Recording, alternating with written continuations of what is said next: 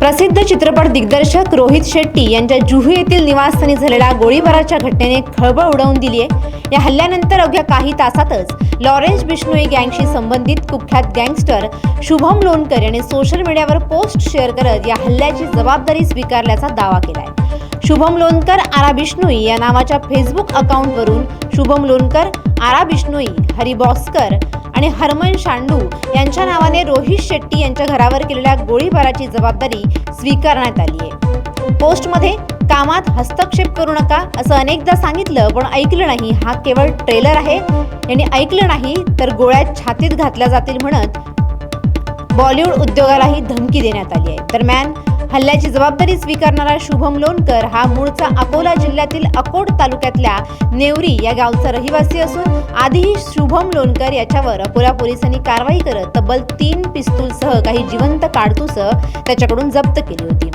Lawrence Bishnoi आणि त्याचा लहान भाऊ अनमोल बिश्नोई यांच्या संपर्कात असणाऱ्या शुभम लोणकरला बंदुकीच्या तस्करी प्रकरणात अकोला पोलिसांनी गजाआड केलं होतं। शुभम हा बंदूक तस्करीचा मुख्य सूत्रधार होता।